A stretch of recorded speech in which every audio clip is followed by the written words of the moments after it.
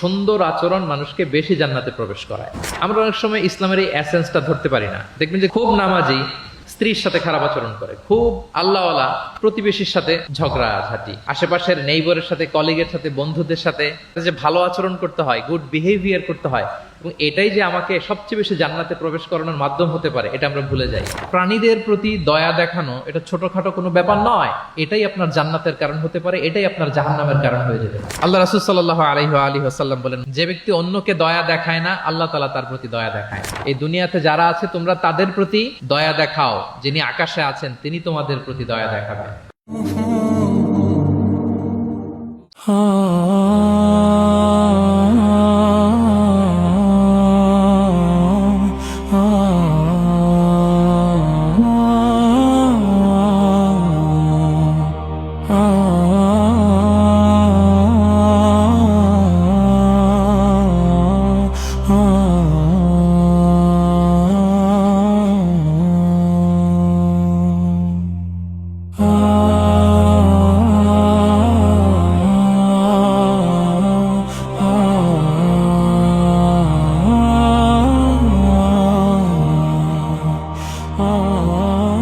আসসালামু আলাইকুম ওয়া রাহমাতুল্লাহি ওয়া বারাকাতুহু। ডিআরএমসি ইসলামিক কালচারাল ক্লাব কর্তৃক আয়োজিত আজকের এই third DRMC national Islamic cultural festival and book fair 2026-এ আপনারা যারা উপস্থিত হয়েছেন তাদের সবাইকে জানাচ্ছি আন্তরিক শুভেচ্ছা এবং মোবারকবাদ।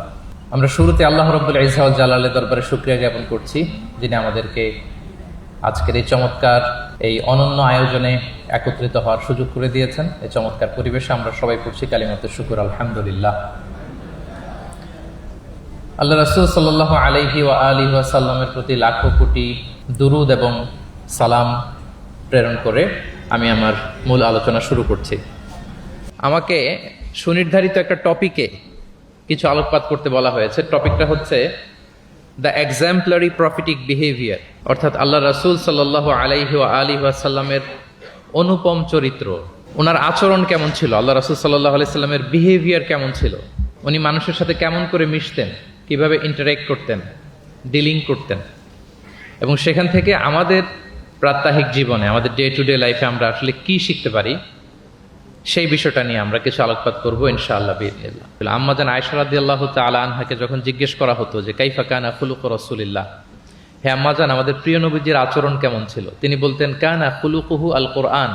রাসূল সাল্লাল্লাহু আলাইহি ওয়াসাল্লামের আচরণ ছিল কোরআনের আচরণ, মানে পুরো কোরআনে থিওরিটিক্যালি যা বলা আছে আমাদের প্রিয় নবীজির জীবনে প্র্যাকটিক্যালি সেটা করে দেখানো আছে। তিনি যখন মদিনার রাস্তা দিয়ে হেঁটে যেতেন, as if a living Quran is walking on the street, মনে হতো একটা জীবন্ত কোরআন মদিনার রাস্তা দিয়ে হেঁটে হেঁটে যাচ্ছে। কানা খুলুকুহু আল কোরআন। তো উনি কিভাবে মানুষের সাথে আচরণ করতেন? উনি কি হুট করে রেগে যেতেন আমাদের মতো? কর্কশ ভাষী ছিলেন? বাজে আচরণ করতেন কারোর সাথে?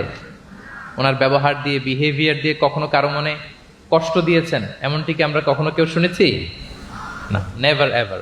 আল্লাহ তাআলাও কিন্তু কর্কশ ভাষীকে, অশ্লীল ভাষীকে, কঠোর ভাষীকে তিনি পছন্দ করেন না, এবং মুমিন মাত্রই সে ভদ্র হবে, নম্র হবে, সুভাষী হবে। এবং এই সুন্দর আচরণ বা কোমল আচরণকে আল্লাহ রাসূল সাল্লাল্লাহু আলাইহি ওয়াসাল্লাম সব কাজের অলংকার বলেছেন। যেই ব্যক্তি থেকে কোমলতাকে সরিয়ে নেওয়া হয়েছে তার থেকে সব ধরনের খায়েরকে সরিয়ে নেওয়া হয়েছে। যার মধ্যে কোমলতা নেই, মানে সুন্দর আচরণ নেই, তার মধ্যে কোনো খায়ের নেই, তার মধ্যে কোনো কল্যাণ নেই। আমরা যদি আল্লাহ রাসূল সাল্লাল্লাহু আলাইহি ওয়া আলিহি ওয়াসাল্লামের পুরো বায়োগ্রাফিটা একটু স্ক্যান করি, সংক্ষেপে দেখার চেষ্টা করি, তাহলে দেখব যে তিনি বড় ছোট, নারী পুরুষ, শত্রু বন্ধু নির্বিশেষে সবার সাথে খুব অমায়িক আচরণ করতেন, চমৎকার আচরণ করতেন। এবং রাসূল সাল্লাল্লাহু আলাইহি ওয়াসাল্লামের এই চমৎকার আচরণে মুগ্ধ হয়ে অনেক ঘোরতর শত্রু তার বন্ধুতে পরিণত হয়েছিল। সুবহানাল্লাহি ওয়া বিহামদিহি। এবং এত ভালো আচরণের অধিকারী ব্যক্তিত্ব হয়েও তিনি আল্লাহর কাছে দোয়া করতেন যে আল্লাহ, আপনি আমার দেহটাকে, আমার দেহ সৌষ্ঠব, আমার দৈহিক অবয়ব যেরকম সুন্দর করেছেন, আমার চরিত্রটাকে, আমার আচরণটাকেও আল্লাহ আপনি সুন্দর করে দিন। এত সুন্দর আচরণের অধিকারী হওয়ার পরেও তিনি বলতেন আল্লাহুম্মা হাসসানতা খালকি ফাহাসসিন খুলুকি, মানে হে আল্লাহ, আপনি আমাকে দেখতে যেরকম সুন্দর বানিয়েছেন। আল্লাহ রাসূল সাল্লাল্লাহু আলাইহি ওয়াসাল্লামের চেয়েও দেখতে সুন্দর কোনো মহাপুরুষ কি পৃথিবীতে এসেছিল? এত সুন্দর মানুষ হওয়া সত্ত্বেও তিনি আল্লাহর কাছে দোয়া করতেন, আল্লাহ আমি দেখতে যেমন সুন্দর আমার আচরণটাও যেন তেমন সুন্দর হয়। আপনারা আয়নার সামনে দাঁড়ালে এই দোয়াটা পড়েন? আয়নার সামনে দাঁড়িয়ে এই দোয়াটা পড়তে হয় যে আল্লাহুম্মা হাসসানতা খালকি ফাহাসসিন খুলুকি।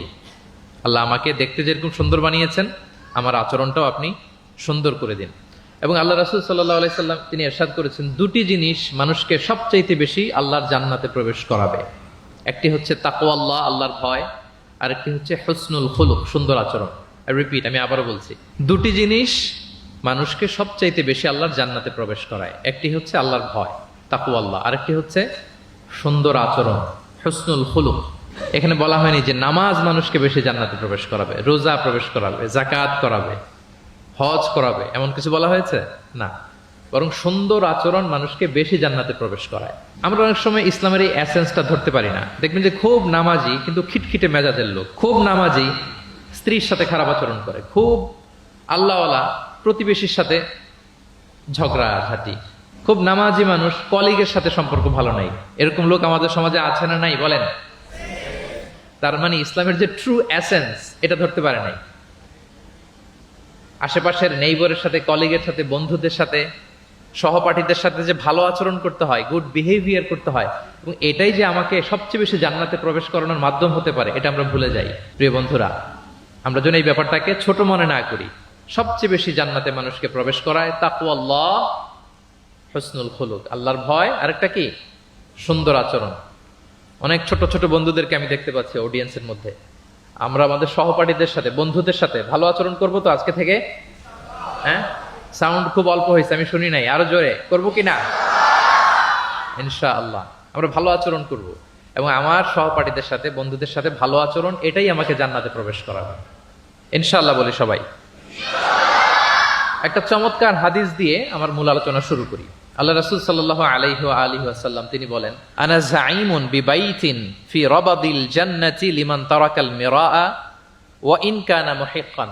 প্রিয় নবীজি বলেন যে আমি ওই ব্যক্তিকে জান্নাতের আঙ্গিনায় একটা ঘরের সুসংবাদ দেই যে তর্ক করার সময় নিজের সঠিক, সে হকের উপর আছে, এটা জেনেও সে তর্ক করে না। তর্ককে, আর্গুমেন্টকে, ডিবেটকে স্যাক্রিফাইস করে যে না আমি ঝগড়ায় যাব না, যদিও সেই সঠিক। এরকম স্যাক্রিফাইস যে করে জান্নাতের আঙ্গিনায়, তাকে আমি একটা ঘরের সুসংবাদ দেই। এরপর প্রিয় নবীজি বলছেন, অবি বাইতিন ফি ওয়াসাতিল জান্নাতি লিমান তারাকাল কাযিবা ওয়া ইন কানা মাজিহান। আর আমি ওই ব্যক্তিকে জান্নাতের মাঝামাঝি স্তরে একটা ঘরের সুসংবাদ দিচ্ছি যে ব্যক্তি কৌতুক করেও মিথ্যা বলে না। He was kidding, he was joking, but he never tells a lie. মজা করতেছে, জোক করতেছে, কিন্তু জোকের মধ্যেও সে কি করে না? মিথ্যা বলে না। তাকে জান্নাতের মাঝামাঝি স্তরে আমি একটা ঘরের গ্যারান্টি দিচ্ছি।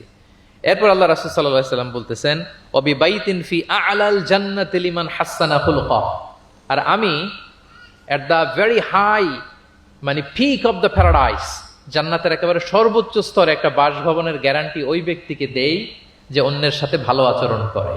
মানে হাসানা খুলুকা, যে তার চরিত্রটাকে সুন্দর করেছে, যার আচরণটাকে সুন্দর করেছে, যার আচরণটা অমায়িক আচরণ, মাধুর্যপূর্ণ আচরণ, ওই ব্যক্তিকে আমি at the highest peak of paradise, জান্নাতের সর্বোচ্চ চূড়ায় একটা বাসভবনের গ্যারান্টি দিচ্ছি।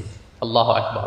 তাহলে আমার আশেপাশে যারা আছে তাদের সাথে ভালো আচরণ করা, গুড বিহেভিয়ার করা, এটা ছোটখাটো কোনো বিষয় নয়, এটা অনেক গুরুত্বপূর্ণ একটা বিষয়। কিন্তু আমরা অনেক সময় এটার গুরুত্বটা বুঝতে পারি না, এটাকে ছোট করে দেখি। তো সম্মানিত বন্ধুরা, আমরা দেখবো যে আমাদের প্রিয় নবীজি অন্যের সাথে কিভাবে আচরণ করেছেন। তিনি শিশুদের সাথে কিভাবে মিশেছেন, প্রাণীর প্রতি ওনার নবীজের আচরণ কেমন ছিল, শিশুদের সাথে কেমন ছিল, নারীদের সাথে কেমন ছিল, সাহাবাদের সাথে কেমন ছিল, কর্মচারীদের সাথে আচরণ কেমন ছিল, নিজের স্ত্রীদের সাথে কেমন ছিল, প্রতিবেশীর সাথে কেমন ছিল, যুদ্ধবন্দীদের সাথে প্রিয় নবীজের আচরণ কেমন ছিল, ভিক্ষুকের সাথে আচরণ কেমন ছিল, এমনকি যুদ্ধের ময়দানে শত্রুদের সাথে প্রিয় নবীজের আচরণ কেমন ছিল।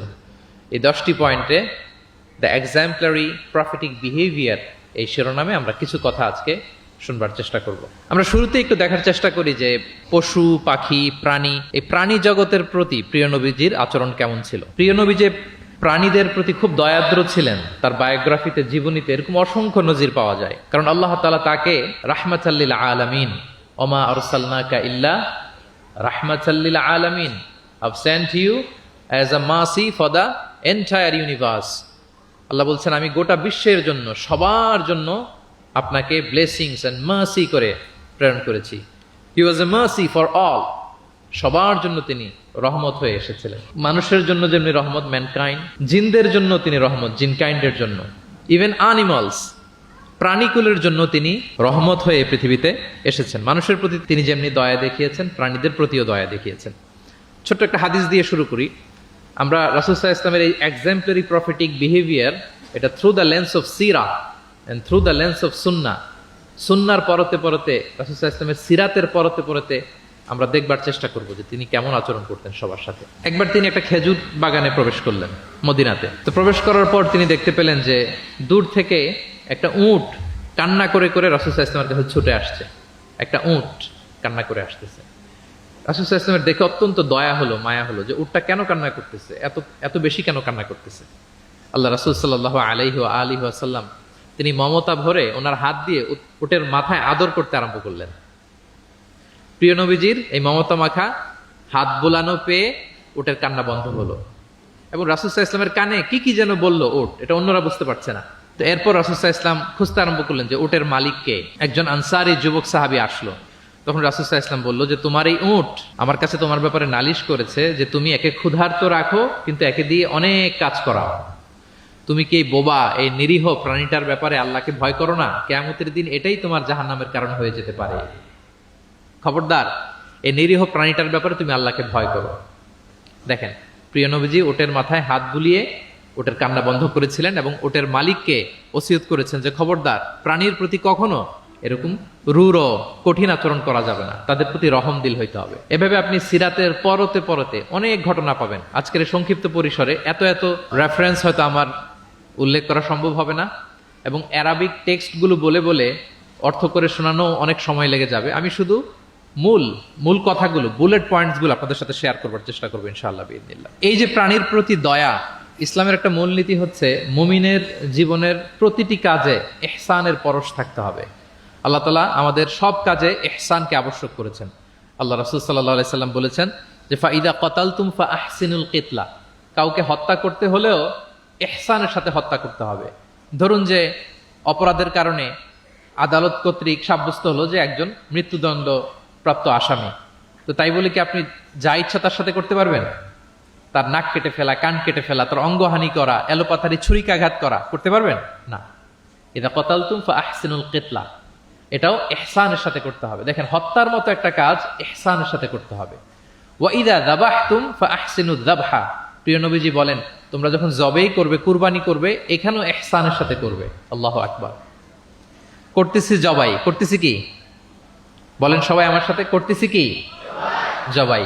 তার মানে প্রাণীটাকে তো মেরেই ফেলতেছি, কিন্তু প্রিয় নবীজি বলেন এই জবাই করার ক্ষেত্রেও ইহসান করতে হবে। এত সুন্দরভাবে দ্রুত তার গলায় ছুরি লাগাতে হবে যাতে কয়েক সেকেন্ডের মধ্যেই জবাইয়ের কাজটা হয়ে যায়। আপনি ইচ্ছে মতো এলোপাথারি তাকে ছুরি দিয়ে কষ্ট দিতে পারবেন না। মুমিনের প্রতিটি কাজের জন্য ইহসানের পরশ থাকে। একবার আল্লাহ রাসূল সাল্লাল্লাহু আলাইহি সাল্লাম এক সাহাবীর পাশ দিয়ে যাচ্ছেন। ওই সাহাবী একটা ভেড়াকে জবাই করার জন্য মাটিতে শুইয়ে পা দিয়ে চেপে ধরে এরপর ছুরি ধার করতেছে। ছাগলটাকে মাটিতে শুইয়ে পা দিয়ে চেপে ধরে এরপরে কি করতেছে? ছুরি ধার করতেছে। আর প্রাণীটা এই ছুরি ধার করার দৃশ্যটা দেখতেছে। আল্লাহ রাসূল সাল্লাল্লাহু আলাইহি সাল্লাম তাকে ধমক দিলেন, শাসালেন, বললেন তুমি তো এটাকে 2 বার জবাই করে ফেললে, একটু পরে তো জবাই করবেই, এখনই তো জবাই করে ফেলতেছো। তুমি কি আগে ধার দিয়ে নিতে পারলা না? জবাইয়ের আগে তুমি কি ছুরিটাকে ধারালো করে নিতে পারলা না? শার্পেন করে নিতে পারলা না? এভাবে আল্লাহ রাসূল সাল্লাল্লাহু আলাইহি ওয়াসাল্লাম সব সময় প্রাণীদের প্রতি তিনি দয়া দেখিয়েছেন। এবং তিনি বনি ইসরায়েলের একটা ঘটনা বলতে যেয়ে তিনি বলেছেন যে একজন প্রস্টিটিউট লেডি, ব্যভিচারী নারী, যার জন্য জাহান্নাম বরাদ্দ ছিল, কিন্তু একটা তৃষ্ণার্ত কুকুরকে পানি খাওয়ানোর কারণে আল্লাহ তাআলা ওই পাপাচারী নারীকে জান্নাত দান করেছেন। সুবহানাল্লাহ বিহামদি। তার জন্য জাহান্নাম ছিল অবধারিত, কিন্তু একটা তৃষ্ণার্ত কুকুরকে পানি পান করার কারণে তাকে জান্নাত দিয়েছে কে? আল্লাহ সুবহানাহু ওয়া তাআলা। তাও কেমন একটা প্রাণীকে? কুকুরকে। আমরা গুরুত্বই দেই না। সামান্য একটা কুকুরকে দয়া দেখানোর কারণে আল্লাহ তাআলা এই জাহান্নামী নারীকে জান্নাত দান করেছেন। আমরা যদি খেয়াল করি যে আমরা আমাদের সমাজে কুকুর বিড়াল দেখলে কি করি বলেন তো? রাস্তাঘাটে দেখি, অডিয়েন্সের কাছ থেকে আমি একটু শুনি, কি করি আমরা? তাড়িয়ে দেয়। আর কি করি?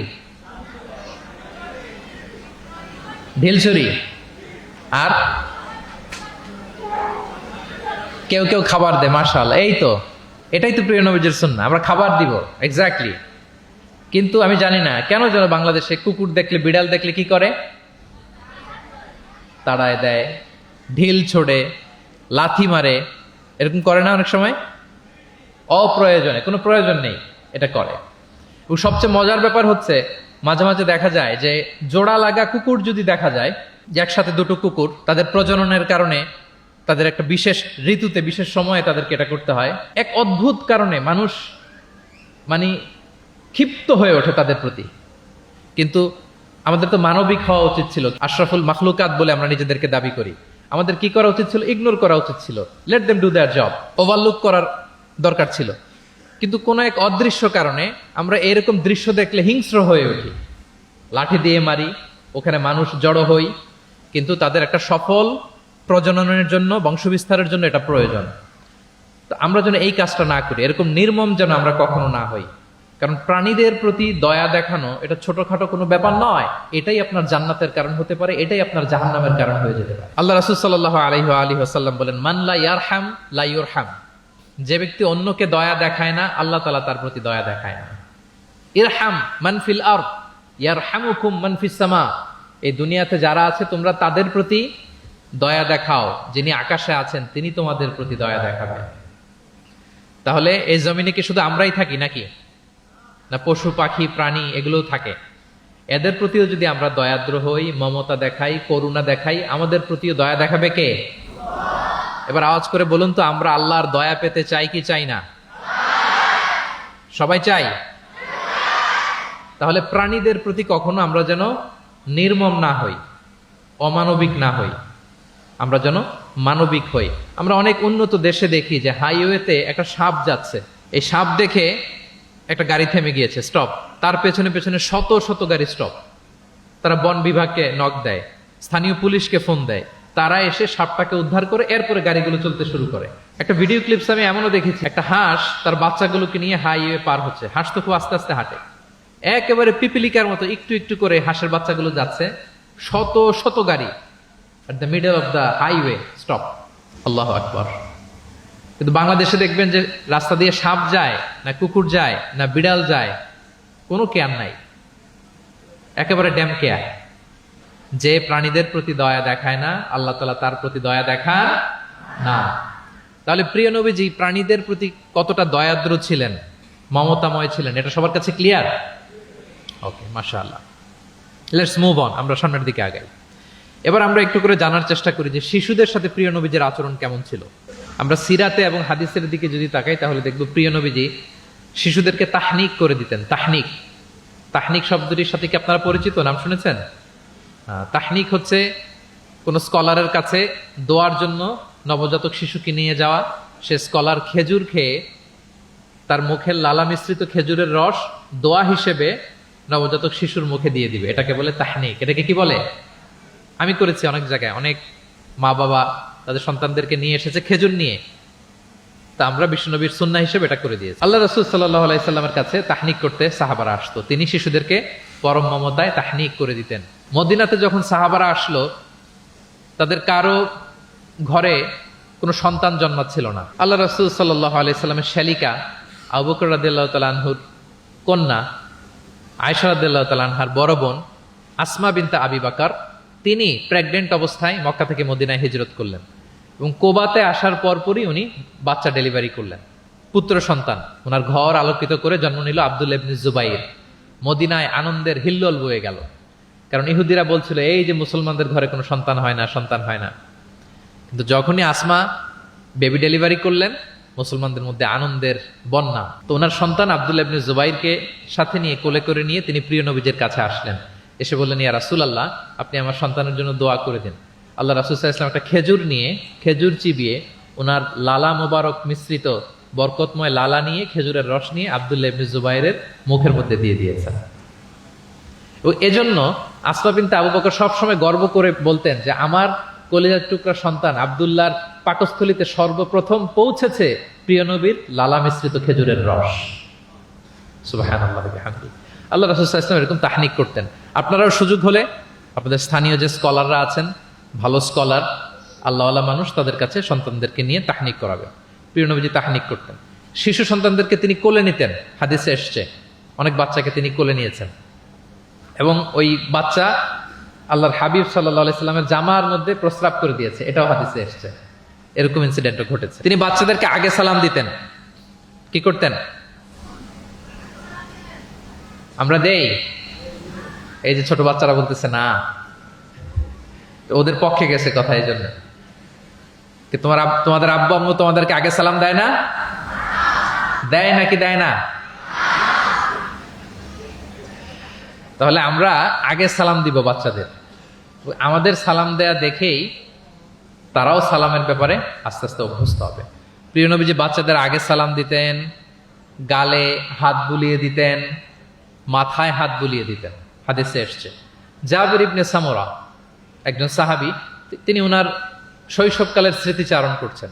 তিনি বললেন, একবার মসজিদে নবীর পাশে আমরা কিছু বাচ্চারা দাঁড়িয়েছিলাম। প্রিয় নবীজি নামাজ শেষ করে বেরোলেন, প্রতিটি বাচ্চার গালে তিনি হাত বুলিয়ে দিচ্ছেন। দিতে দিতে এলো আমার পালা। তিনি শৈশবের স্মৃতিচারণ করে বলছেন যে প্রিয় নবীজি যখন আমার গালে হাত লাগালেন, আমি একটা হিম শীতল পরশ অনুভব করলাম।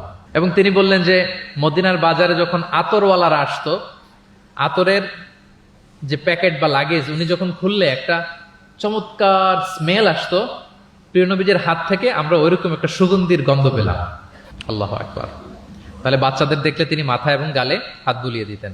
তিনি বাচ্চাদেরকে দেখলে চুমু খেতেন, বাচ্চাদের সাথে খুব মজা করতেন, খেলাধুলা করতেন। হাদিসে এসছে ওনার চাচাতো ভাই যারা আছে ছোট ছোট, তাদেরকে তিনি লাইন ধরে দাঁড় করাতেন আর বলতেন, মান সাবাকা ইলাইয়া ফালাহু কাদা ওয়া কাদা। দেখি কে এসে আমাকে আগে ধরতে পারে, যে ফার্স্ট হবে তাকে এটা দিব, যে আগে ধরতে পারবে তাকে এটা দিব। আল্লাহু আকবার। এবং তারাও আনন্দে উৎফুল্ল হয়ে দৌড়াতে দৌড়াতে কেউ প্রিয় নবীজির বুকের উপরে এসে ঝাপটে পড়তো, কেউ কাঁধে উঠতো, কেউ পিঠে উঠতো। এভাবে দৌড়ে বিষ্ণু ইসলামের কাছে তারা আসতেন। এবং মাঝে মাঝে তিনি শিশুদের মধ্যে কোনো ভুলভাল কিছু দেখলে শুধরে দিতেন। ওমর ইবনে আবি সালামা রাদিয়াল্লাহু তাআলা আনহু তিনি বলছেন, আমি যখন ছোট ছিলাম একবার প্রিয় নবীজির কোলে বসা ছিলাম, আমাদের সামনে খাবার দেয়া হলো, তো আমি খাবারের এখান থেকে নেই ওখান থেকে নেই, এদিক সেদিক থেকে খাবার নিচ্ছি। আল্লাহ রাসূল সাল্লাল্লাহু আলাইহি ওয়াসাল্লাম আমাকে বললেন, ইয়া গোলাম, হে বৎস, সাম্মিল্লাহ, তুমি বিসমিল্লাহ বলো। তাহলে খাওয়ার শুরুতে আমরা কি বলবো? ওয়া কুল বিয়ামিনিক, এবং ডান হাতে খাও। কোন হাতে? কোন হাতে? ডান হাতে। আচ্ছা। ওয়াকুল বিয়ামিনিক ওয়াকুল মিম্মা ইয়ালিক, আর তোমার সামনে যেটা আছে ওখান থেকে খাও। ডানে বায়ে সামনে পিছনে এদিক থেকে ছোটাছুটি করে টানাটানি করো না। তিনি বলেন যে বিশ্বনবী যখন আমাকে এই গাইডলাইন দিলেন, তারপর থেকে আজীবন আমি এই সিস্টেমেই খেয়েছি, আজীবন এই সিস্টেমেই খেয়েছি। তাহলে এটিকেটস অফ হ্যাভিং ফুড, খাবারের যে এটিকেটস রাসূল সাল্লাল্লাহু আলাইহি ওয়াসাল্লাম বাচ্চাকে শিখিয়ে দিলেন। আরেক হাদিসে এসছে সাদাকার খেজুর স্তূপ করা ছিল মদিনায়, যাকাতের খেজুর।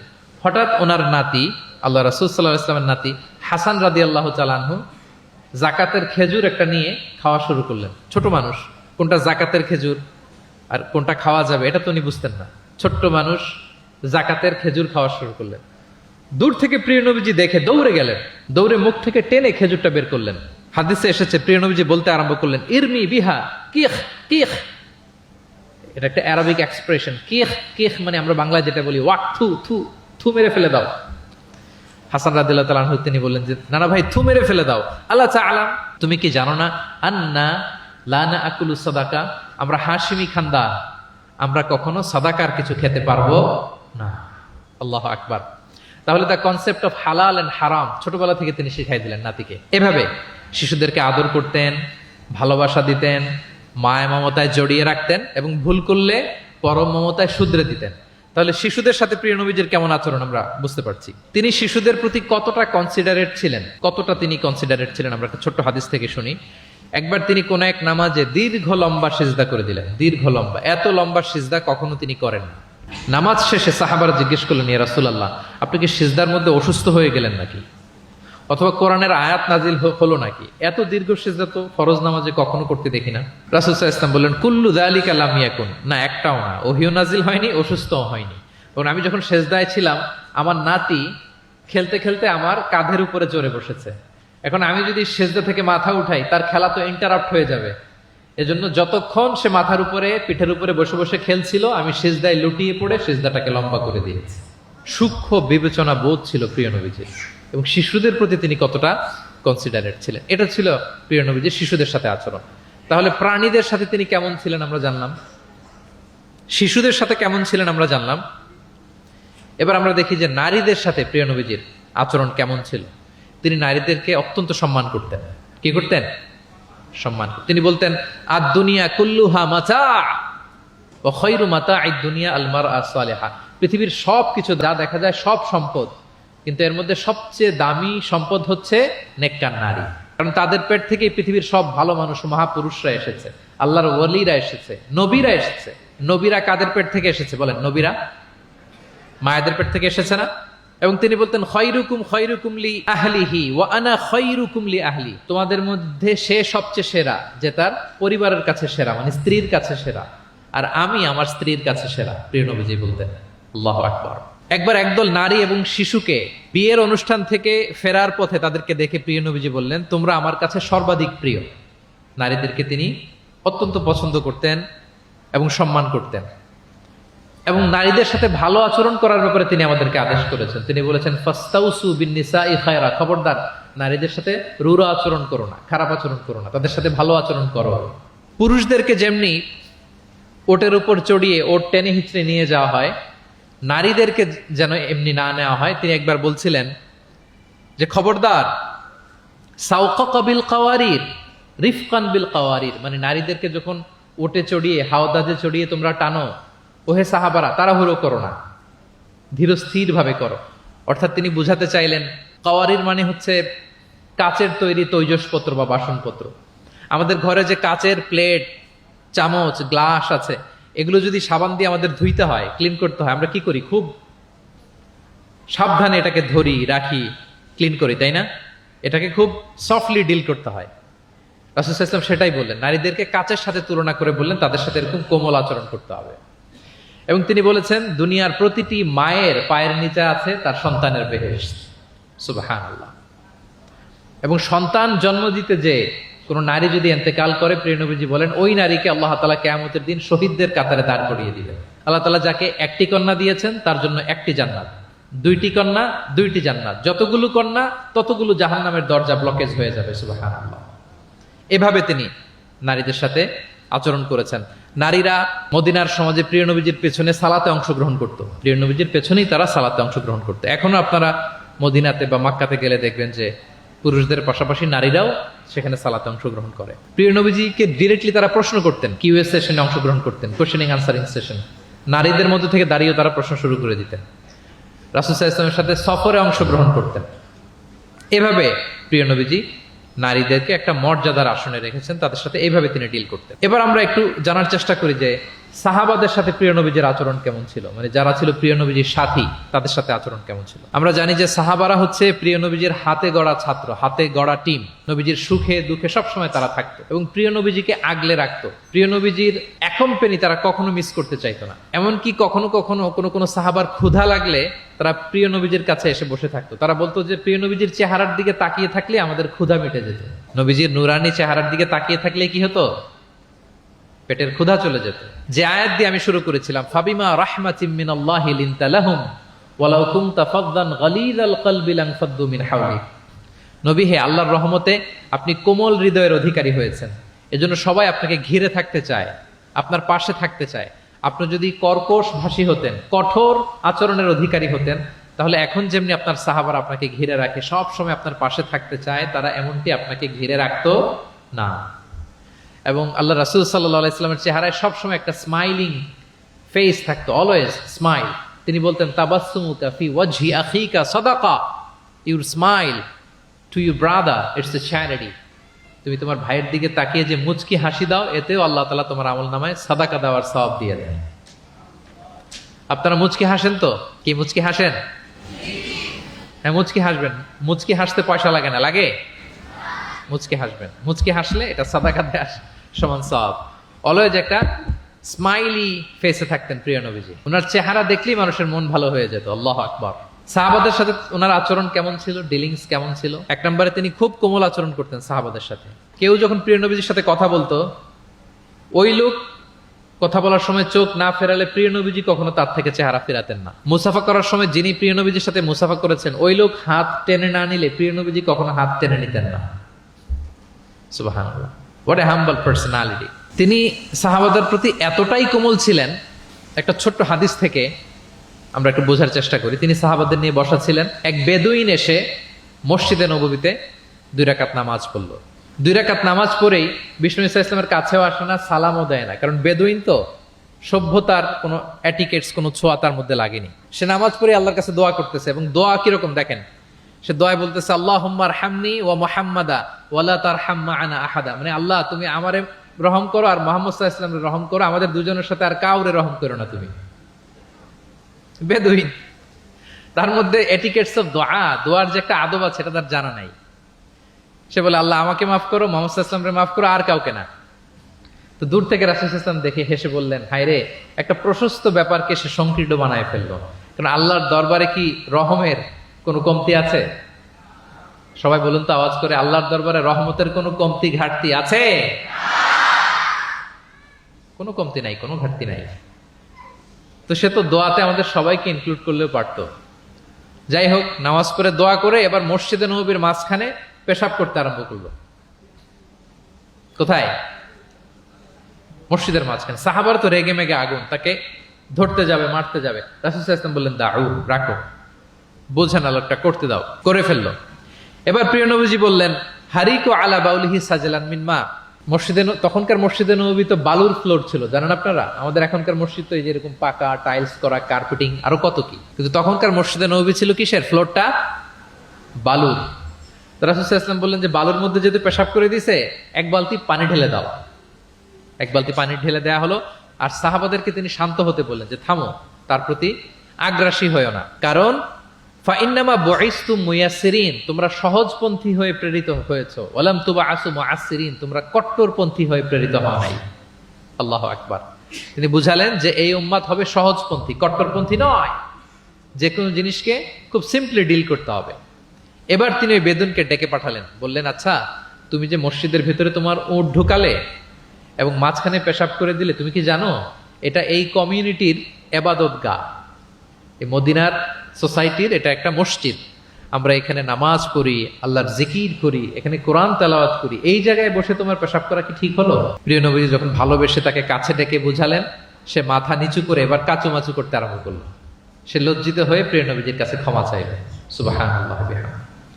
তাহলে তিনি সাহাবাদের প্রতি কতটা কোমল আচরণের অধিকারী ছিলেন, এই হাদিস থেকে আমরা বুঝতে পারলাম।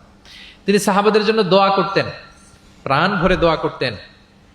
একবার তিনি ওয়াশরুম সেরে, রাসূল সাল্লাল্লাহু আলাইহি ওয়াসাল্লাম তো সব সময় অজু অবস্থায় থাকতেন, শুধু ওয়াশরুম সেরে আবার অজু করা পর্যন্ত যে টাইমটা, এতটুকু ছাড়া। ওয়াশরুম সেরে আসলেন, এসেই দেখেন একটা পাত্রের মধ্যে কে যেন অজুর পানি রেখে দিয়েছি। খুশি হয়ে গেলেন তিনি বললেন যে আমার যে এখন অজুর পানি লাগবে, এটা কে বুঝলো, কে রাখলো? বলা হলো যে এটা আব্দুল্লাহ রেখেছে, ছোট্ট আব্দুল্লাহ, ওনার কাজিন আব্দুল্লাহ ইবনে আব্বাস, ওনার চাচাতো ভাই। উনি এত খুশি হলেন ছোট্ট আব্দুল্লাহর এই কাজে, যে আমার যে এখন অজুর পানি লাগবে এটাও কি করে বুঝলো। উনি এত খুশি হলেন, খুশি হয়ে তার জন্য একটা দোয়া করলেন। তিনি বললেন যে আল্লাহুম্মা ফাক্কিহু ফিদ্দীন ওয়া আল্লিমহু তা'ওয়িল, আল্লাহুম্মা আল্লিমহুল কিতাব, মানে আল্লাহ তুমি তাকে কোরআনের জ্ঞান শিক্ষা দিও, কোরআনের খুঁটিনাটি জ্ঞান তুমি আব্দুল্লাহকে শিক্ষা দিও। এবং প্রিয় নবীজির দোয়ার বরকতে আব্দুল্লাহ ইবনে আব্বাস রাদিয়াল্লাহু তাআলা আনহু তিনি রাইসুল মুফাসসিরিন, গোটা বিশ্বের সব মুফাসসিরদের সম্রাট হয়ে গিয়েছেন। পৃথিবীতে যত মুফাসসির আসবে তার মধ্যে হেড অফ মুফাসসির, চিফ সম্রাট হচ্ছেন আব্দুল্লাহ ইবনে আব্বাস রাদিয়াল্লাহু তাআলা। ওই প্রিয় নবীজির দোয়া। আমি গত সপ্তাহে ওনার মসজিদ ভিজিট করে এসেছি, তায়েফে। উনি শেষ জীবনে তায়েফে থাকতেন, ওখানে ইন্তেকাল করেছেন, ওখানে ওনাকে কবরস্থ করা হয়েছে। বিশাল মসজিদ আছে, মসজিদ আব্দুল্লাহ ইবনে আব্বাস রাদিয়াল্লাহু তাআলা। এভাবে তিনি দোয়া করতেন। আনাস রাদিয়াল্লাহু তাআলা আনহুর মা মদিনায় যখন প্রিয় নবীজি আসলেন, সবাই প্রিয় নবীজিকে বিভিন্ন গিফট দেয়, কেউ এটা দেয়, ওইটা দেয়, বিভিন্ন ধরনের হাদিয়া দেয়। তো উম্মে সুলাইম গরিব মানুষ, উনি এসে বলেন ইয়া রাসূলুল্লাহ, সবাই আপনার সাথে দেখা করে কিছু না কিছু হাদিয়া দেয়, আমার তো হাদিয়া দেওয়ার কোনো সামর্থ্য নাই, আমি কি দিব আপনাকে? আমার এই ছোট্ট ছেলেটাকেই আপনার আমি হাদিয়া দিয়ে দিলাম। ছেলেটার নাম হচ্ছে আনাস। কি নাম?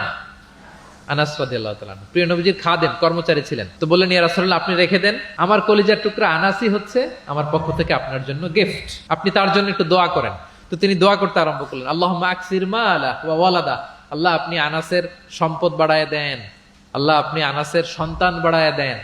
এই যে দোয়া করেছেন, ওয়া বারিক লাহু ফিমা আতাইতা, যা দিবেন এতে বরকত দিয়ে দেন, এই যে দোয়া করেছেন, দোয়ার ফলে কি হয়েছে দেখেন। আনাস রাদিয়াল্লাহু তাআলা আনহু বলেন, প্রিয় নবীজির এই দোয়ার বরকতে মদিনার সবার খেজুর বাগানে বছরে খেজুর হতো একবার, কিন্তু আমি আনাসের খেজুর বাগানে বছরে খেজুর হতো 2 বার।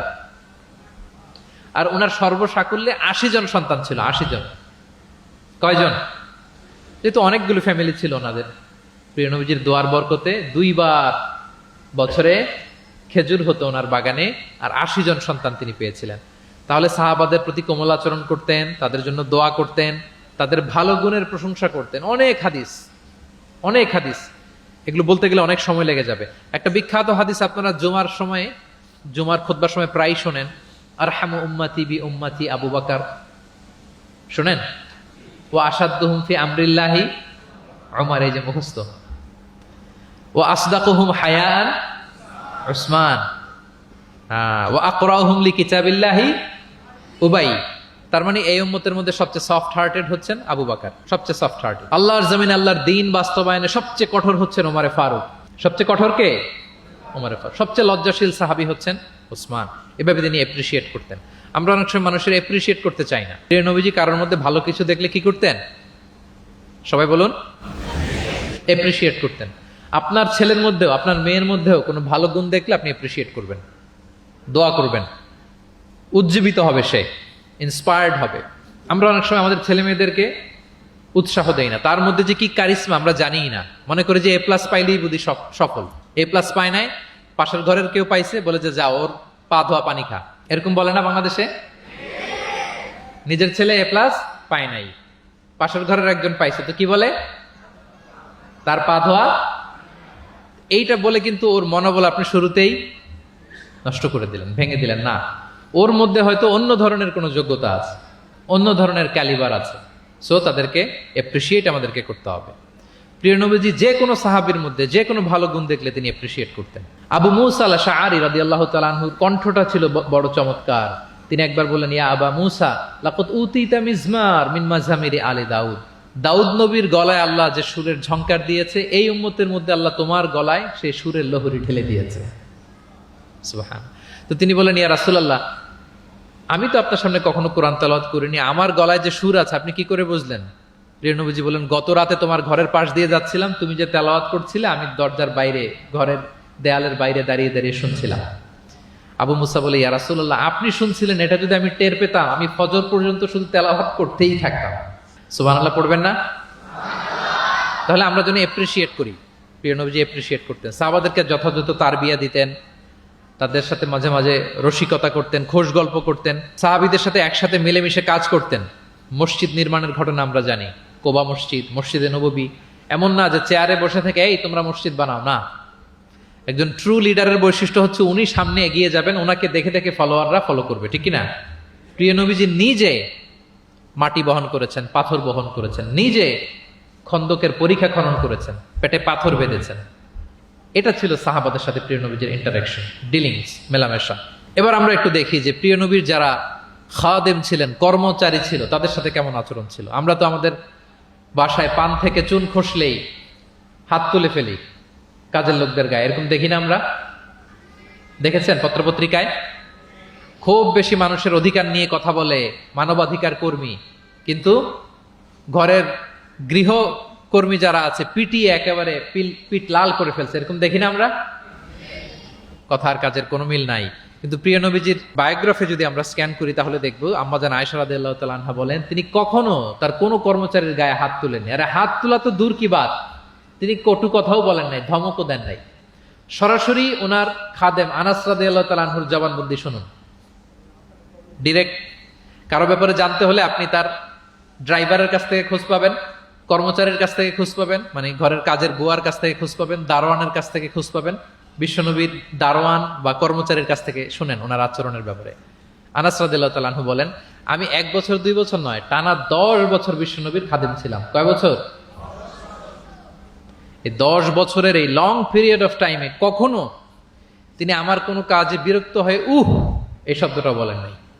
তিনি কখনো বলেন নাই যে আনাস এটা কেন করেছো, কখনো বলেন নাই যে আনাস এটা কেন করো নাই, করছো কেন এটাও বলে নাই, এটা করো নাই কেন এটাও বলেন নাই। আল্লাহু আকবার।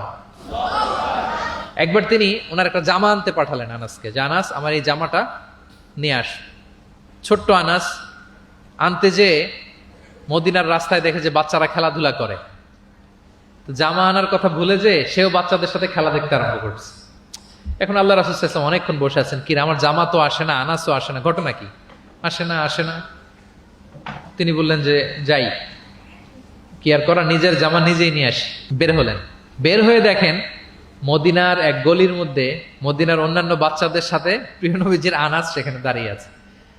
তিনি চোখ বড় করলেন না, চোখ লাল করলেন না, ধমক দিলেন না, শাসালেন না, উনিও আস্তে করে আনাস রাদিয়াল্লাহু তাআলা আনহুর পিছনে যে দাঁড়িয়ে রইলেন। এখন খেলা দেখে, এদিকে দেখে ওদিকে দেখে, দেখতে দেখতে হঠাৎ আনাস রাদিয়াল্লাহু দেখেন যে পিছনে কে দাঁড়িয়ে আছে? স্বয়ং প্রিয় নবীজি দাঁড়িয়ে আছে। উনি ভয় পেয়ে গেলেন। আল্লাহ রাসূল সাল্লাল্লাহু আলাইহি সাল্লাম আনাস রাদিয়াল্লাহু তাআলা আনহুকে কিছুই বললেন না, ধমক দিলেন না, শাসালেন না, পিট্টি দিলেন না, জাস্ট এ স্মাইল, শুধু একটা মুচকি হাসি দিলেন। কি দিলেন? আনাস রাদিয়াল্লাহু তাআলা আনহু বলেন, সেদিনের বিশ্বনবীর সেদিনের মুচকি হাসির শাসন মৃত্যুর আগ পর্যন্ত আমাকে সোজা পথে রেখেছে। তাহলে প্রিয় বন্ধুরা, শাসন করতে জানলে বেদ দিয়ে শাসন করতে হয় না, গায়ে হাত তুলতে হয় না, ধমকাতে হয় না। শাসন করতে জানলে সামান্য একটা মুচকি হাসি দিয়ে শাসন করা যায়, ঠিক কিনা বলেন? কর্মচারীদের সাথে বিশ্বনবী সাল্লাল্লাহু আলাইহি ওয়াসাল্লামের আচরণ ছিল ঠিক এমন। এবার আমরা দেখি স্ত্রীদের সাথে কেমন আচরণ করতেন তিনি। স্ত্রীদেরকেও তিনি আগে সালাম দিতেন। স্ত্রীদেরকে কি করতেন? আগে সালাম দিতেন। আমাদের মধ্যে একটা ভুল বোঝাবুঝি আছে, আমরা অনেক সময় মনে করি যে না, স্ত্রীদের হয়তো আগে সালাম দিতে হবে, স্বামীরা সালাম দিবে না, এরকম একটা টেন্ডেন্সি থাকে। এটা ভুল। সবাইকে আগে সালাম দেওয়ার একটা কম্পিটিশন আমাদের মধ্যে থাকতে হবে। সালাম মানে হচ্ছে শান্তি। সালাম মানে কি? শান্তি। আপনি যদি ঘরে শান্তি ঢুকাতে চান, আগে সালাম দিবেন। আমাদের ঘরটা, আমাদের প্রত্যেকের পরিবার, ঘর, সংসার, এটা শান্তিময় হোক। বলুন তো, আমরা চাই কি চাই না? তাহলে এই ঘরে আমরা সালাম ঢুকাবো। কি ঢুকাবো? আওয়াজ করে সবাই বলুন, কি ঢুকাবো? ঘরে যেই প্রথমে কি করব আমরা? ঘরে যেই আমরা সালাম দিয়ে ফেলবো, আসসালামু আলাইকুম, দেখবেন যে কোনো ঝগড়া নাই, কোনো অশান্তি নাই। অনেকে বলে যে হুজুর, ঘরের ভেতরে শুধু অশান্তি, অনেক অশান্তি, অনেক ঝগড়া। এরকম হয় আপনাদের হয়? এর কারণ হচ্ছে শান্তির পয়গাম আমরা ঘরে ঢুকাই নাই। শান্তির পয়গাম আমরা ঘরে ঢুকাই নাই। ঘরে ঢুকে আমরা সালাম দিব। প্রিয় নবীজি আগে সালাম দিতেন। আম্মা জান আয়েশা বলেন যে অনেক চেষ্টা করেছি আমি দিব, লুকিয়ে থাকতাম মাঝে মাঝে, কিন্তু অনেক দূরে থেকে বিশ্বনবী বলে ফেলতেন আসসালামু আলাইকুম রাহমাতুল্লাহ। স্ত্রীদেরকে আগে সালাম দিতেন। মসজিদ থেকে, নামাজ থেকে বের হয়ে স্ত্রীদেরকে ঘর পর্যন্ত পৌঁছে দিতেন। ঘরের ছোটখাটো কাজে তিনি সহায়তা করতেন। নিজের জামা সেলাই করতেন, মাঝে মাঝে জামা থেকে, চুল থেকে উকুন বের করতেন, হাদিসে আছে। ছাগলের দুধ নিজে দহন করতেন, হাদিসে আছে। সাংসারিক কাজে সহযোগিতা করতেন এবং খুবই হৃদ্যতাপূর্ণ সম্পর্ক ছিল স্ত্রীদের সাথে। আম্মা জান আয়েশা রাদিয়াল্লাহু তাআলা আনহা কোনো পেয়ালার যেই জায়গা থেকে দুধ পান করতেন, ঠিক পেয়ালাটা নিয়ে ওই জায়গা থেকেই প্রিয় নবীজি দুধ পান করতেন। আম্মা জান আয়েশা রাদিয়াল্লাহু তাআলা আনহা কোনো গোশত বা হাড্ডি কিছু অংশ খেয়ে রেখে দিলে প্রিয় নবীজি ওইটা নিয়ে ওখান থেকে খাওয়া শুরু করে দিতেন। মাইমুনা রাদিয়াল্লাহু তাআলা আনহা এবং প্রিয় নবীজি, ওনার স্ত্রী আমাদের আম্মা জান, একই মগ দিয়ে, একই বালতি থেকে একসাথে শেয়ার করে গোসল করেছেন, হাদিসে এসেছে। কত মধুর সম্পর্ক ছিল। একবার আয়েশা রাদিয়াল্লাহু তাআলা আনহাকে নিয়ে তিনি একটা সফরে বেরিয়েছেন। মরুভূমির মাঝখানে পুরো কাফেলাকে তিনি ইনস্ট্রাকশন দিলেন, তাকাদ্দামু, মানে তোমরা এগো, সামনে আগো, সবাই সামনে যাও। পুরো কাফেলা সামনে চলে গেল। এবার মরুভূমির মাঝখানে কেউ নাই, প্রিয় নবীজি আর আয়েশা রাদিয়াল্লাহু তাআলা আনহা। আল্লাহ রাসূল সাল্লাল্লাহু আলাইহি ওয়াসাল্লাম বললেন যে আয়েশা, চলো আমরা একটু দৌড় প্রতিযোগিতা করি, দেখি কে কার আগে দৌড়াতে পারে। তো দুজনেই দৌড়ালেন। ওই সময়টাতে আম্মা জান আয়েশা রাদিয়াল্লাহু তাআলা আনহা বয়স কম ছিল, একটু গড়নে পাতলা ছিলেন। উনি দৌড়ে ফাস্ট হয়ে গেলেন, আগে চলে গেলেন। প্রিয় নবীজি পেছনে পড়ে রইলেন। ঠিক একই ঘটনার অবতারণা ঘটলো আরো কয়েক বছর পরে, আরেক সফরে। আবারও প্রিয় নবীজি সবাইকে বললেন, তাকাদ্দামু, মানে পুরো কাফেলা সামনে যাও। কাফেলা আবার সামনে চলে গেল। মাঝ রাতে প্রিয় নবীজি আবার আম্মা জান আয়েশাকে বললেন যে আয়েশা, চলো আজকেও আমরা একটু দৌড় প্রতিযোগিতা করি। কিন্তু কয়েক বছরের ব্যবধানে আম্মা জান আয়েশা রাদিয়াল্লাহু তাআলা আনহা তখন একটু হেলদি হয়ে গেছেন, আগের মতো আর জোরসে দৌড়াতে পারছেন না। ওই দিন প্রিয় নবীজি আম্মা জান আয়েশাকে পেছনে ফেলে তিনি সামনে চলে গেলেন। আম্মা জান আয়েশা রাদিয়াল্লাহু তাআলা আনহা পেছনে পড়ে রইলেন। তো প্রিয় নবীজি আয়েশা রাদিয়াল্লাহু তাআলা আনহাকে বলেন, ইয়া আয়েশা হাদিহি বিতিলকা সাবকা, ওই যে বছর কয়েক আগে তুমি আমাকে হারায় দিছিলে, আজকে তোমাকে হারায় দিলাম। 3-4 বছর আগে তুমি হয়ে গেছিলা চ্যাম্পিয়ন, আমাকে হারাই দিছো, আজকে ওটার শোধবাদ করে নিলাম, সমান সমান হয়ে গেল। আল্লাহু আকবার! কি সুমধুর, কি অমায়িক, কি জান্নাতি সম্পর্ক ছিল। তাই বলে স্বামী স্ত্রীর মাঝে যে কোনো খুনসুটি, মিষ্টি ঝগড়া মনোমালিন্য চলতো না এমনটা না, চলতো, সবার জীবনেই থাকে, এটা প্রিয় নবীজির জীবনেও ছিল। তো তখন আল্লাহ রাসূল সাল্লাল্লাহু আলাইহি ওয়াসাল্লাম বলতেন, আয়েশা ইন্নী লা আ'লাম ইযা কুনতি আন্নী রাদিয়া ও ইযা কুনতি আলাইয়া গাদবা। আয়েশা, আমি কিন্তু টের পাই কখন তুমি আমার প্রতি খুশি আর কখন তুমি আমার উপর রেগে আছো, আমি কিন্তু বুঝে ফেলি। তা আম্মাজান বলেন যে আপনি কি করে বোঝেন? তা রাসূল সাল্লাল্লাহু আলাইহি ওয়াসাল্লাম বললেন, যখন তুমি আমার উপর রেগে থাকো তখন দোয়া করার সময় তুমি বলো রব্বি ইব্রাহিম, মানে হে ইব্রাহিমের রব আপনি আমাদেরকে ক্ষমা করেন, হে মুসার রব আপনি আমাদেরকে ক্ষমা করেন। আর যখন তুমি আমার উপর খুশি থাকো তখন দোয়ার সময় তুমি বলো রব্বি মোহাম্মদ, হে মোহাম্মদের রব আপনি আমাদেরকে ক্ষমা করেন, হে মোহাম্মদের রব আপনি আমাদের উপর দয়া করেন। মানে তুমি যখন রেগে থাকো তুমি ইচ্ছে করে আমার নামটা মুখে নিতে চাও না, আমি কিন্তু বুঝে ফেলি। আম্মা জান আয়েশা বলেন, ইয়া রাসূলুল্লাহ মা আহজুরু ইল্লা ইসমাক, আমি তো শুধু আপনার নামটাই বাদ দেই, মুখ থেকেই বাদ দেই, কিন্তু আমার হৃদয় থেকে তো কখনোই আপনাকে সরাতে পারি না, হৃদয়ে সবসময় আপনি থাকেন ইয়া রাসূলুল্লাহ। তাহলে প্রিয় বন্ধুরা, স্ত্রীদের সাথে, ওনার তো অনেকগুলো স্ত্রী ছিল, এই স্ত্রীদের সাথে ওনার কেমন আচরণ ছিল আমরা বুঝতে পারলাম। এবার আমরা একটু দেখি যে প্রতিবেশীদের সাথে প্রিয় নবীজির আচরণ কেমন ছিল। আল্লাহ রাসূল সাল্লাল্লাহু আলাইহি ওয়াসাল্লাম সবসময় প্রতিবেশীদের সাথে অত্যন্ত ভালো আচরণ করতেন। তিনি বলতেন, মান কানা ইউমিনু বিল্লাহি ওয়াল ইয়াউমিল আখির ফালইউকরিম জারাহ, যে আল্লাহ বিশ্বাস করে এবং আখিরাতে বিশ্বাস করে সে যেন প্রতিবেশীর সাথে ভালো আচরণ করে, প্রতিবেশীকে যেন সম্মান করে। এবং আবু যার গিফারি রাদিয়াল্লাহু তাআলা আনহুকে তিনি বলতেন যে, আবু যার তুমি যদি মারাক রান্না করো, মানে ঝোল, আমরা নেহারি খাই না গরুর পায়া দিয়ে, গরুর পায়া দিয়ে যে ঝোল রান্না করে এটাকে কি বলেন আপনারা? নেহারি। তো তিনি বললেন যে আবু যার যখন নেহারি রান্না করবে, ঝোল জাতীয় কিছু রান্না করবে, পানি একটু বেশি দিও যাতে তোমার প্রতিবেশীর সাথে তুমি শেয়ার করতে পারো। প্রতিবেশীর ব্যাপারে কতটা কনসার্ন ছিলেন তিনি।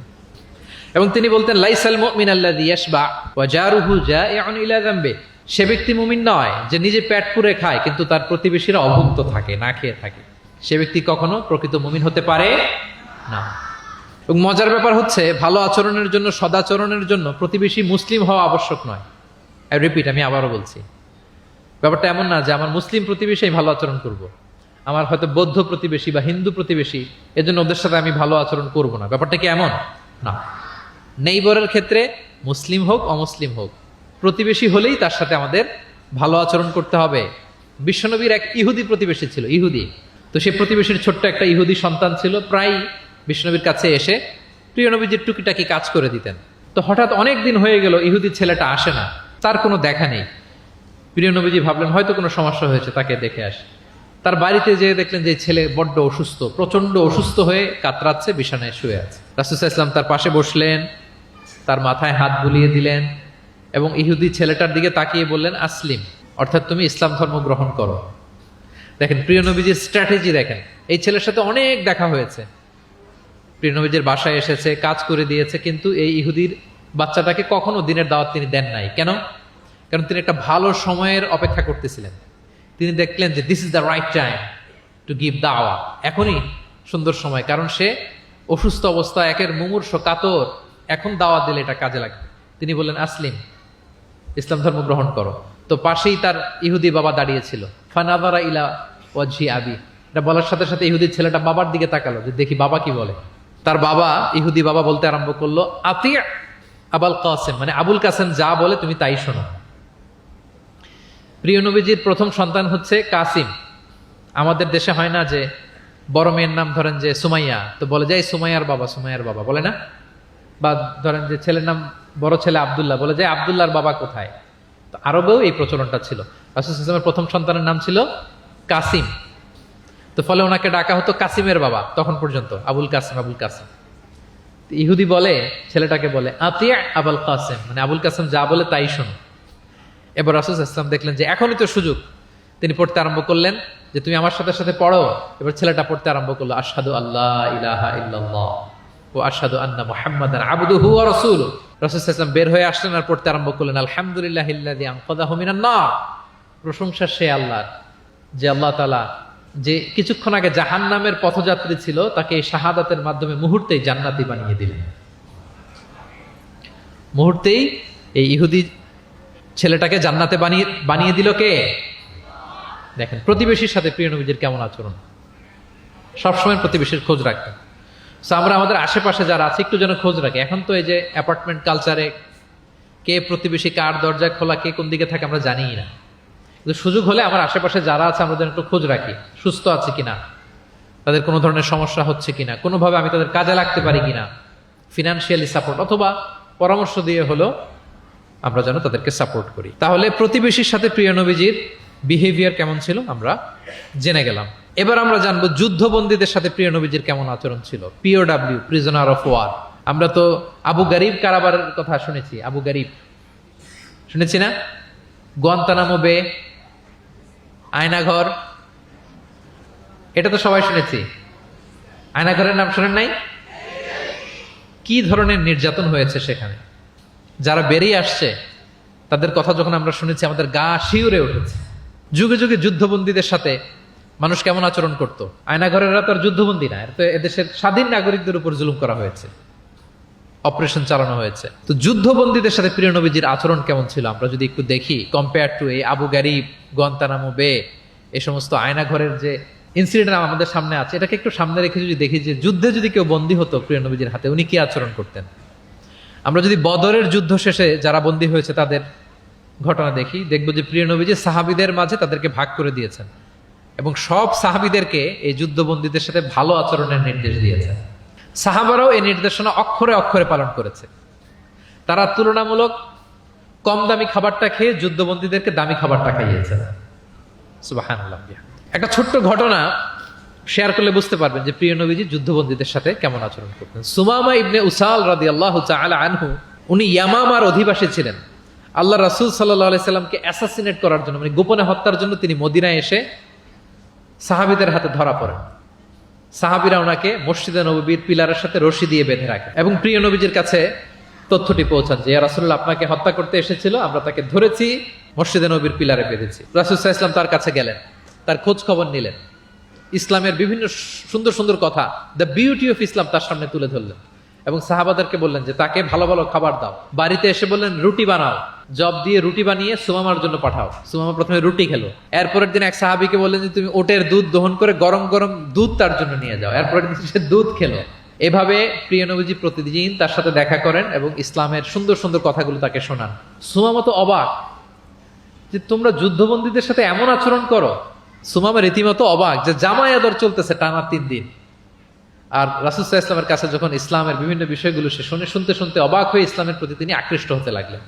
টানা 3 দিন তাকে যখন প্রিয় নবীজি দাওয়াত দিলেন, আপ্যায়ন করলেন, 3 দিন পরে প্রিয় নবীজি সাহাবীদেরকে বললেন যাও এবার মসজিদে নববীর ওখানে যে সুমামার দেহ থেকে রশিটা খুলে দাও। সাহাবারা বললেন ইয়া রাসূলুল্লাহ সে ভয়ঙ্কর খুনি, সে অত্যন্ত ভয়ঙ্কর, আপনি তাকে চিনেন না। প্রিয় নবীজি বললেন আমি যা বললাম তাই করো, যাও তার রশিটা খুলে দাও। সাহাবারা যে এবার সুমামার রশিটা খুলে দিল। সুমামা তখন মসজিদ থেকে বের হয়ে মসজিদে নববীর পাশে একটা কুয়া ছিল, ওই কুয়ার ওখানে যে গোসল করলেন, গোসল করে অজু করে আসলেন। এসে মসজিদে নববীর সামনে দাঁড়িয়ে সাক্ষ্য দিলেন আশহাদু আল্লাহ ইলাহা ইল্লাল্লাহ ওয়া আশহাদু আন্না মুহাম্মাদান আবদুহু ওয়া রাসূলুহু। এবার তিনি বললেন হে আল্লাহর রাসূল আমি সাক্ষ্য দিচ্ছি আল্লাহ ছাড়া কোনো ইলাহ নেই এবং আপনি আল্লাহর প্রেরিত রাসূল। তিনি বললেন হে মুহাম্মদ এতদিন আপনার চাইতে কোনো অপ্রিয় চেহারা আমার কাছে ছিল না, সবচেয়ে অপছন্দ করতাম আপনাকে, কিন্তু এই মুহূর্তে থেকে আপনার চাইতে কোনো প্রিয় ব্যক্তিত্ব আমার জীবনে আর নাই। হে মুহাম্মদ মদিনার চাইতে নিকৃষ্ট কোনো স্থান আমার কাছে ছিল না, কিন্তু আজ থেকে মদিনার চাইতে পবিত্র কোনো জায়গা আমার কলিজায় নাই। হে মুহাম্মদ আজ পর্যন্ত ইসলামের চাইতে অপছন্দনীয় কোনো ধর্ম আমার কাছে ছিল না, কিন্তু এই মুহূর্ত থেকে ইসলামের চাইতে কোনো প্রিয় ধর্ম আমার কাছে না। আল্লাহু আকবার, আল্লাহু আকবার। যুদ্ধবন্দীদের সাথে বিষ্ণু ইসলাম কেমন আচরণ করেছেন। ঘোর শত্রু প্রিয় নবীজির ফলোয়ারে পরিণত হয়েছে, পরম বন্ধুতে পরিণত হয়েছে। সম্মানিত সুধী, এটা ছিল বিষ্ণু ইসলামের আচরণ যুদ্ধবন্দীদের সাথে। ভিক্ষুকের সাথে কেমন আচরণ করতেন। প্রিয় নবীজির একটা অভ্যাস ছিল, কেউ কিছু চাইলে না করতে পারতেন না। ওনার ডিকশনারিতে না ছিল না। কি ছিল না? সবাই বলুন কি ছিল না? কেউ এসে কোনো ফরিয়াদি চাইবে, উনি বলবেন না, এটা উনি বলতে পারতেন। একবার ওনার কাছে মাত্র একটা জামা, কয়টা জামা? মাত্র একটা জামা। এক ফরিয়াদি এসে বললেন ইয়া রাসূলুল্লাহ আমাকে একটা জামা দেন। তো উনি তো না করতে পারেন না, ওইটাই খুলে দিয়ে দিলেন।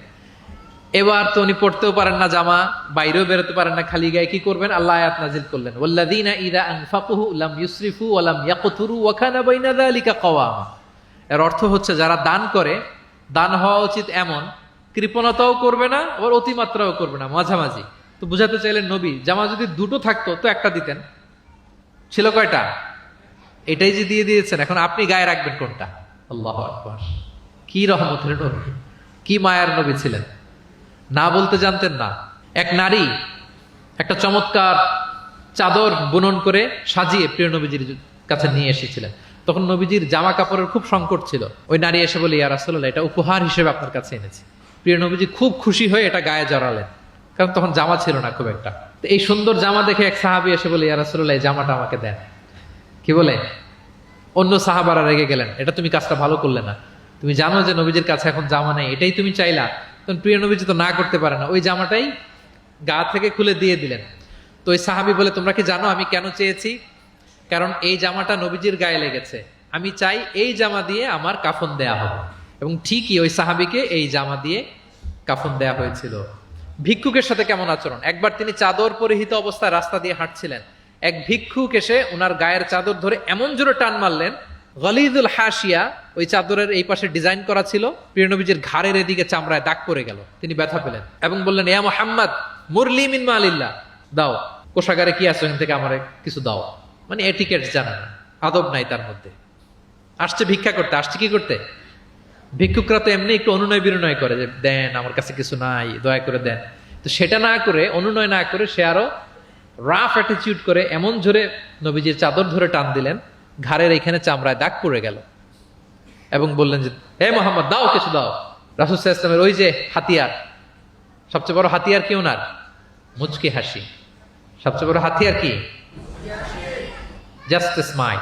আবার একটা মুচকি হাসি দিলেন, দিয়ে পাশে যারা ছিল বললেন যে, যাও, বাইতুল মাল থেকে তাকে কিছু সম্পদ দিয়ে দাও। সুবহানাল্লাহ। একটা কঠিন সিচুয়েশন যখন আমরা রিঅ্যাক্ট করি, রেগে যাই, ফকির এসে যদি আপনার জামা ধরে টান দেয়, ওরা কি দিবেন? কি করবেন? মাইট দিবেন? বলে যে মাইট দিব। প্রিয় নবীজি মুচকি হাসি দিয়ে বলেন, যাও, তাকে দিয়ে দাও। তাহলে এভাবে তিনি ওনার অনুপম বিহেভিয়ার দিয়ে, আচরণ দিয়ে মানুষের হৃদয় জয় করেছেন। প্রিয় ভাইরা, খেয়াল রাখবেন, কোমলতা দিয়ে যেটা জয় করা যায়, কঠোরতা দিয়ে সেটা পারা যায় না। আপনার সফট বিহেভিয়ার দিয়ে you can win the heart of the people, মানুষের হৃদয় আপনি জয় করে ফেলবেন, যেমনটা প্রিয় নবীজি করেছেন। সব শেষ পয়েন্ট, শত্রুর সাথে কেমন আচরণ করতেন। খুবই কম হাদিসে পাওয়া যায় যে তিনি বদদোয়া করেছেন, very rare. Most of the time তিনি দোয়া করেছেন হেদায়েতের। কিসের দোয়া করেছেন? হেদায়েতের দোয়া করেছেন। সাহাবারা একবার বলেন, ইয়া রাসূলুল্লাহ, দাউস গোত্র খুব গাদ্দারি করেছে, একটু বদদোয়া করেন, হাত তোলেন। রাসূল হাত তুলে বদদোয়া না করে হেদায়েতের দোয়া করে দিলেন। বললেন যে, আল্লাহুম্মা হদি দাউসান ওয়াতি বিহিম, আল্লাহ দাউসকে আপনি হেদায়েত দেন আর মুসলিম বানিয়ে আমার কাছে নিয়ে আসেন। ঠিকই প্রিয় নবীজির দোয়ার বরকতে দাউসের 80টা ফ্যামিলি মুমিন হয়ে কিছুদিন পরে প্রিয় নবীজির কাছে চলে এসেছে। আল্লাহু আকবার। সাকিব গোত্র হুনাইনের যুদ্ধে তীর মেরে মুসলমানদেরকে একেবারে শেষ করে দিচ্ছিল। সাকিফ, বনু সাকিফ। সাহাবারা আবার বলেন, ইয়া রাসূলুল্লাহ, হাত তোলেন, একটু বদদোয়া করেন, আল্লাহ যেন ওদেরকে ধ্বংস করে দেয়, আল্লাহ যেন ধ্বংস করে দেয়। রাসূল সাল্লাল্লাহু আলাইহি ওয়াসাল্লাম আবার দোয়া করলেন যে, বাল আরজু আইয়ুখরিজাল্লাহু মিন আসলাবিহিম মান ইয়াবুদুল্লাহ ওয়াহদাহু ওয়া লা ইউশরিকু বিহি শাইআ। আমি তাদের হেদায়েতের জন্য দোয়া করি। আপনারা জানেন যে তায়েফের ময়দানে প্রিয় নবীজিকে পাথর মারা হয়েছে, জানেন?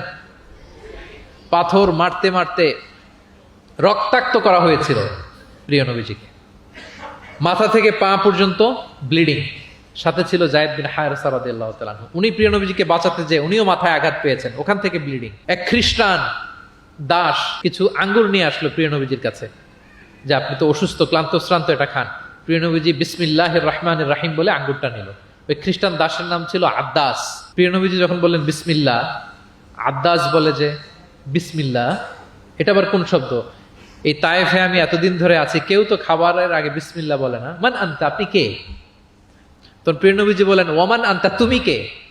তো আদ্দাস বলে, আমি ক্রিশ্চিয়ান স্লেভ, আমি একজন খ্রিস্টান দাস। তো রাসূল সাল্লাল্লাহু আলাইহি ওয়াসাল্লাম বললেন, তোমার বাড়ি কই? বলে যে মিন আহলি নিনাবি, আমার বাড়ি ইরাক। তো রাসূল সাল্লাল্লাহু আলাইহি ওয়াসাল্লাম বললেন, যেখানে ইউনুস নবীর বাড়ি। এবার খ্রিস্টান আরো অবাক যে আপনি ইউনুস নবীকেও চিনেন? রাসূল সাল্লাল্লাহু আলাইহি ওয়াসাল্লাম বললেন, আরে চিনবো না মানে, ইউনুস তো আমার ভাই, সেও নবী আর আমিও নবী। ইউনুস যে নবী ছিল আলাইহিস সালাম, এই নবুয়তির ধারাবাহিকতার এই চেইনটাকে পূর্ণতা দিতে আল্লাহ তাআলা আমাকে পাঠিয়েছেন, খাতামুন নবিয়্যিন। Seal of the all prophets. Addas অবাক হয়ে গেল। আদ্দাস রাদিয়াল্লাহু তাআলা আনহু ঠিক ওই জায়গায় এই খ্রিস্টান বালক রাসূল সাল্লাল্লাহু আলাইহি ওয়াসাল্লামের কাছে শাহাদা পড়ে মুসলমান হয়ে গেল। পাহাড়রক্ষী ফেরেশতারা এসে বললেন, ইয়া রাসূলুল্লাহ, আপনি বলেন তায়েফের দুই দিকের পাহাড় চাপা দিয়ে এমন এক কলাপস করে দিব, পুরো তায়েফবাসী মেসাকার হয়ে যাবে। রাসূল সাল্লাল্লাহু আলাইহি ওয়াসাল্লাম বললেন, না, তারা হয়তো ঈমান আনেনি, কিন্তু তাদের পরের জেনারেশন, তার পরের জেনারেশন, তাদের মধ্যে থেকে কেউ না কেউ থাকবে যারা পড়বে লা ইলাহা ইল্লাল্লাহ মুহাম্মাদুর রাসূলুল্লাহ। তাই হয়েছে। আমি গত সপ্তাহে উমরায় ছিলাম, একদিনের জন্য তায়েফ গিয়েছিলাম। মসজিদের অভাব নাই, ইসলামিক ইনস্টিটিউশনের অভাব নাই। প্রিয় নবীজির সেই দোয়া সত্যিই বাস্তবায়িত হয়েছে। তায়েফবাসী তখন ঈমান আনে নাই, কিন্তু এখন লক্ষ লক্ষ মুসলিম কালেমার পতাকাবাহী বীর সেনানী তায়েফের জমিনে আছে না নাই? আছে। শত্রুদের সাথে তিনি এমন আচরণ করেছেন। উহুদের ময়দানে রক্তাক্ত হয়েছেন, দাঁত ভেঙেছে, হেলমেট ভেঙে দন্দন মোবারক শহীদ হয়েছে বিশ্বনবীর, কিন্তু হেদায়েতের দোয়া করেছেন। তিনি বলেছেন, আল্লাহুম্মা হদি কওমি ফাইন্নাহুম লা ইয়ালামুন। আল্লাহ, আমার কওমকে আপনি মাফ করেন, ওরা চিনে নাই, বুঝে নাই। শুধু যে ক্ষমাই চাইছে আল্লাহর কাছে তা না, ওদের হয়ে এক্সকিউজ করতেছে। শুধু এতটুকু করলে হয়তো যে আল্লাহ ক্ষমা করে দেন, শুধু এতটুকুই না, আবার বলতেছে আল্লাহ ওরা বুঝে নাই। ছোট মানুষ ভুল করলে আমরা কি বলি? যে কেন ভুলটা করছে, কারণ বুঝে, ওর হয়ে আমরা ওকালতি করি। তো প্রিয় নবীজি বলতেছেন, আল্লাহ তাদেরকে হেদায়েত দেন আমার কওমকে, কারণ ফাইন্নাহুম লা ইয়ালামুন, আমি যে নবী তারা চিনে নাই, তারা আমাকে চিনে নাই, তারা বুঝতে পারে নাই। এভাবে আল্লাহ রাসূল সাল্লাল্লাহু আলাইহি ওয়াসাল্লাম শত্রুদের সাথে যুদ্ধের ময়দানে আচরণ করেছেন। যুদ্ধের ময়দানে প্রিয় নবীজির কঠোর নির্দেশনা ছিল, খবরদার কোনো নারীর গায়ে হাত তুলবে না, কোনো শিশুর গায়ে হাত তুলবে না, কোনো বিধর্মী পাদ্রীর গায়ে হাত তুলবে না। যুদ্ধ থেকে বিরত আছে, নিউট্রাল, এমন কোনো মানুষের গায়ে হাত তুলবে না। আত্মসমর্পণ করে তোমাদের কাছে সিকিউরিটি চাচ্ছে, আত্মসমর্পণ করেছে, নিরাপত্তা চাচ্ছে, তাদের গায়ে হাত তুলবে না। ওই এলাকার গবাদি পশুর গায়ে হাত তুলবে না, কৃষিজ পণ্যকে ডিস্ট্রয় করবে না। যুদ্ধের ময়দানে এই নির্দেশনাগুলো বিষ্ণু ইসলাম দিয়েছেন, এবং এগুলোর কারণেই শত্রুরাও বিষ্ণু ইসলামের বন্ধুতে পরিণত হয়েছেন। আমরা জানি যে এলাকায় থাকতে দেয় নাই, তায়েফে গিয়েছে, থাকতে দেয় নাই, আত্মীয় স্বজন সহ mental torture, physical torture and what not কি করে নাই কোরাইশরা। সেই কোরাইশদের কাছে যখন অষ্টম হিজরিতে বিজয়ীর বেশে তিনি গেলেন, থার থার করে কাঁপতেছিল কোরাইশরা যে হায় রে, আজকে তো গত এই কয়েক যুগের প্রতিশোধ মোহাম্মদ নিবে, রক্তের বন্যা বইয়ে দিবে আজকে মক্কায়। কিন্তু সবার দিকে তাকিয়ে বিশ্বনবী কি বললেন? লা তাসরিবা আলাইকুমুল ইয়াউম ইযহাবু ফাআনতুমুত তালাকা, যাও, আজকে ক্ষমা করে দিলাম। ভাই ভাইয়ের সাথে যে আচরণ করবে, আজকে আমি তোমাদের সাথে ওই আচরণ করব। সুবহানাল্লাহ। This was the character and behaviour of the last messenger Muhammad সাল্লাল্লাহু আলাইহি ওয়াসাল্লাম। সম্মানিত সুধী, তাহলে আমরা যেটা বুঝলাম, কোমল আচরণ দিয়ে আপনি যা অর্জন করতে পারবেন, কঠোর আচরণ দিয়ে, রূঢ় আচরণ দিয়ে, খারাপ ব্যবহার দিয়ে পারবেন? সবাই বলেন তো পারবেন? ব্যক্তি তার সুন্দর আচরণ দিয়ে খুব সহজেই অন্যের মাঝে প্রভাব বিস্তার করতে পারে। আমরা দেখেছি যে প্রিয় নবী শিশুদের সাথে, নারীদের সাথে, বন্ধুর সাথে, শত্রুর সাথে অমায়িক আচরণ করেছেন। এক্সাম্পলারি বিহেভিয়ার, অমায়িক আচরণ। আমরা যেন সেই আচরণের অধিকারী হতে পারি, আমরা যেন সেই ব্যবহারের অধিকারী হতে পারি। প্রিয় নবীজি যেমনি তার কোমল আচরণ দিয়ে, মার্জিত, পরিশীলিত, অমায়িক, মাধুর্যপূর্ণ আচরণ দিয়ে মানব মণ্ডলীর হৃদয় জয় করেছেন, আমরাও যেন আমাদের আচরণকে সেভাবে পরিশীলিত করতে পারি। আল্লাহ তাআলা আমাদের সবাইকে কথাগুলো বোঝার ও আমল করার তৌফিক দান করুন। হাযা মা ইনদি ওয়াল ইলমু ইনদাল্লাহি আলাইহি তাওয়াক্কালতু ওয়া ইলাইহি উনীব। ওয়াসসালামু আলাইকুম ওয়া রাহমাতুল্লাহি ওয়া বারাকাতুহু।